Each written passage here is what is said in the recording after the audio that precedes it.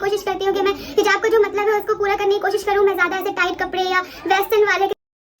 अरे फ्रेंड्स, ये क्या हो गया फ्रेंड्स? कितना कुछ बोल दिया था मैंने कि मैं हिजाब करती हूँ, मैं लोगों के सामने कितनी शरीफ हूँ। यहाँ मैं क्या कर रही हूँ फ्रेंड्स?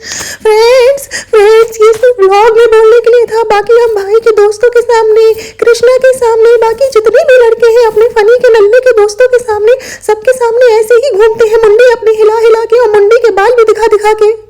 फ्रेंड्स भाई के दोस्त के हमारे बाल एक बराबर ही हैं वैसे। फ्रेंड्स व्हाट अ हिजाबी फ्रेंड्स इतना मजा आता है ना आपको उल्लू बना के, सच में। और फ्रेंड्स मैं क्या कह रही थी कि मुझे वेस्टर्न कपड़ों के साथ हिजाब डालना पसंद नहीं है। मैं कोशिश करती हूँ मैं ज़्यादा से ज़्यादा अपने आप को कवर करूँ। यहाँ मैं हाफ स्लीव्स पहन के, कभी कभी तो मैं स्लीवलेस पहन के भी। स्लीवलेस ये क्या होता है? खैर फ्रेंड्स मेरा मन तो करता है मैं बिल्कुल एकदम बिन मौसम बरसात हो जाए ना, ऐसे नाचने लगूँ, हिजाब के बिना उड़ने लगूँ, पूरा फैशन करूँ, मेरा बस चले तो मैं मॉलडीव जा करके पूरे सबको पीछे छोड़ दूँ। लेकिन क्या करूँ, ये सब व्लॉगिंग का असर है, इसके चक्कर से बहुत छुपना पड़ता है, बहुत कोशिश करनी पड़ती है। लेकिन फ्रेंड्स कुछ दिन की बात और है, 2-3 साल में उसके बाद फिर अपना टाइम आएगा और फिर हम चंगा सी फ्रेंड्स, और फिर हम नंगा सी से कंटिन्यू करूं। क्योंकि क्या होता है कि फिर मुझे उस तरह नहीं बनना था कि बहुत से लोग होते हैं ना, पहले हिजाब डालेंगे, फिर घर में शादी आ गई, फंक्शन आ गया तो हिजाब खोल लिया। हाँ फ्रेंड्स उन लोगों के जैसे नहीं बनना था, मुझे अपने जैसे एक अलग ही बनना था, ढोंगी बनना था, ढोंगी।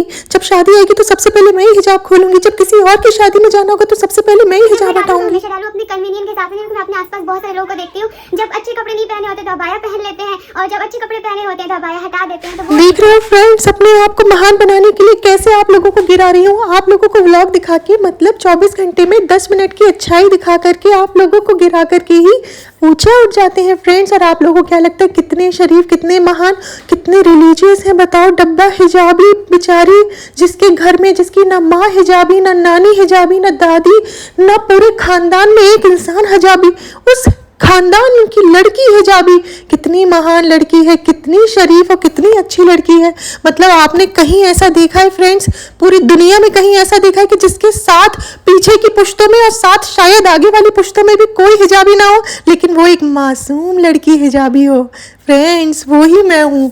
आप समझ लीजिए कि सबसे ज़्यादा शातिर और सबसे ज़्यादा रिलीजन को इस्तेमाल करने वाली लड़की कौन है? डब्बा the queen. Yes I am the queen of my house. मेरी नानी सोई जमीन पे और मैं आसमान पे। तुम दुनिया को बुरा कहो, जिसको बुरा कहना है कहो, हमें ना कहो। है कह दो अम्मी भी हिजाबी थी, अभी थोड़ा सा अम्मी की उम्र हो गई है तो अम्मी देखो अच्छा, जो इंसान को अच्छा लगे वो करना चाहिए।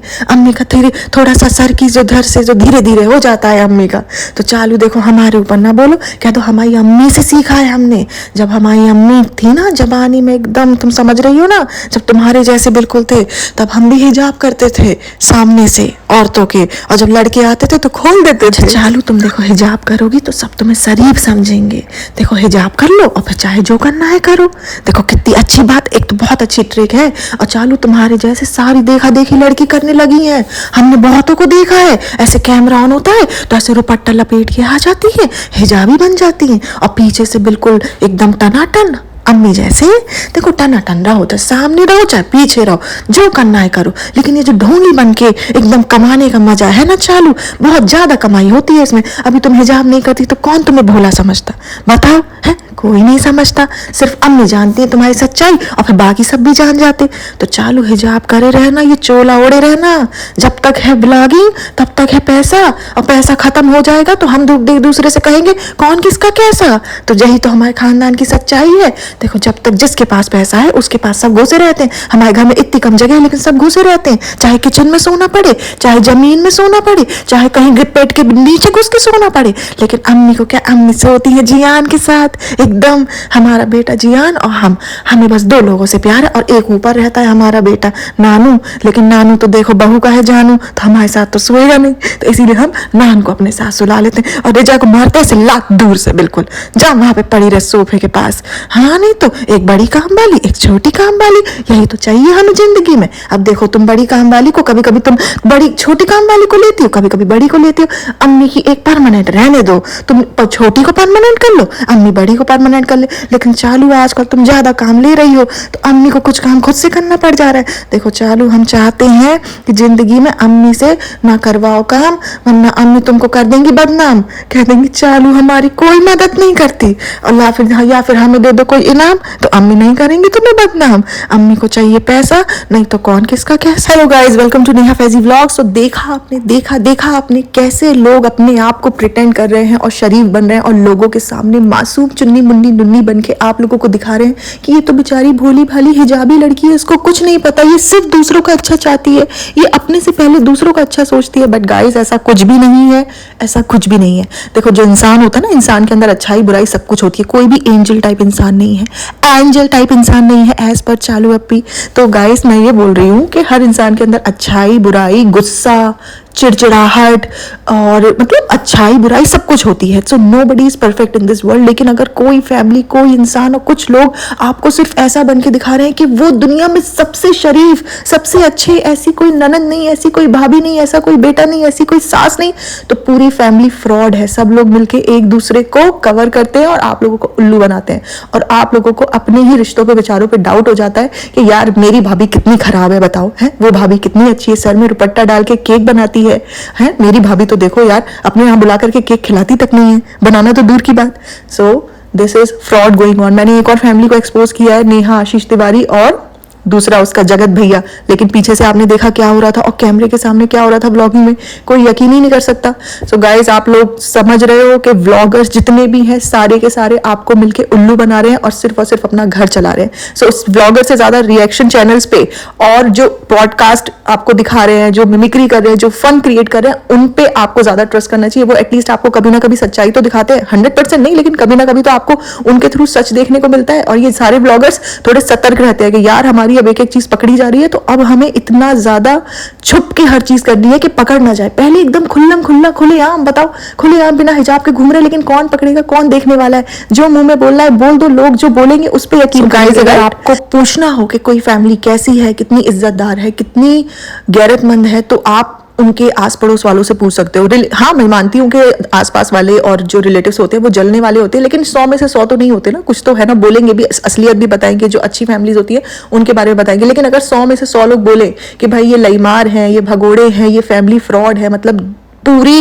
गांव की सबसे ज्यादा फ्रॉड फैमिली जो है वो यही है, और वो आपको दुनिया के सामने शरीफ बन के आए, तो आप ऐसी फैमिली पे ट्रस्ट कैसे करोगे? है ना, जिनका कोई बैकग्राउंड ट्रस्ट करने वाला नहीं हो, तो वो सामने से कैसे ट्रस्ट करने वाले होंगे? तो आप लोगों के सामने जो भी दिखाया जाता है सिर्फ और सिर्फ अपने आप को शरीफ दिखा करके पैसा कमाने के लिए व्लॉग्स के जरिए आप लोगों को उल्लू बनाया जाता है।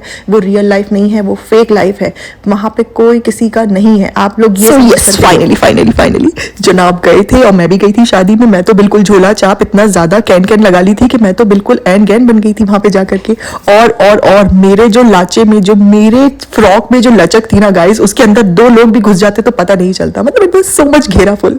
सो यस, लेकिन अम्मी इस बात पे गुस्सा हो गई कि कहती बेटा हमारे भी सूट में थोड़ी सी कैन लगा दो। अम्मी बैठती हैं तो अम्मी का सूट नहीं उठता, फिर थोड़ा सा फंस जाता है, थोड़ी सी कैन लगा देती तो अम्मी का भी सूट अच्छा रहता। So guys, it was not like this. जो मैंने अपना बिजनेस शुरू करा है, बिजनेस में मेरी जो कैन थी वो बच गई। मुझे लगा ऑर्डर्स आएंगे तो आएंगे, नहीं तो मैंने सोचा कि ये जितनी भी बची हुई कैन है मैं अपने ही कपड़ों में लगा लेती हूँ। तो उस वजह से मेरा जो पूरा वो था, ड्रेस था, मेरा अनारकली ड्रेस बिल्कुल तंबू बन गया था।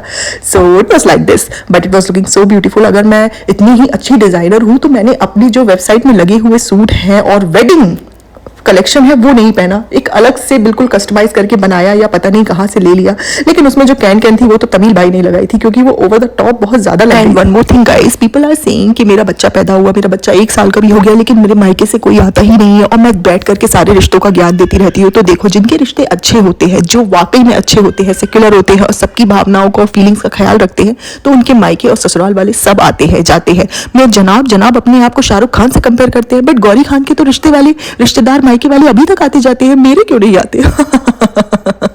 क्योंकि झोल है, यहाँ सिर्फ अपने बारे में सोचा जाता है, सेल्फिश है हम लोग। लेकिन आप लोगों को क्या दिखाते हैं कि आपस में प्यार से रहिए, मोहब्बत से रहिए, एक दूसरे के बारे में सोचिए, लेकिन यहाँ पे सिर्फ हम अपने बारे में। गाइस, ये था छोटा सा पॉडकास्ट आपकी आंखें खोलने के लिए, आपको रियलिटी दिखाने के लिए। और जो बोले ना कि ऐसे पीछे क्यों पड़े हो, ये क्यों पड़े हो, तो भाई पीछे पड़ने वाली बात नहीं है। ये एक रिएक्शन चैनल है, ये एक मिमिक्री चैनल है, ये एक फन चैनल है, जिसमें यहाँ पे लोगों को हंसाया जाता है, एक्सपोज किया जाता है, लोगों के झूठ को सामने लाया जाता है। तो कोई झूठ बोलना छोड़ देगा तो उसको एक्सपोज करना छोड़ दिया जाएगा। और गाइस, अगर आप लोगों को अपनी आंखें खुली रखनी है तो आप सिर्फ और सिर्फ व्लॉग्स मत देखिए, उसके अंदर की जो सच्चाई है वो भी देखिए।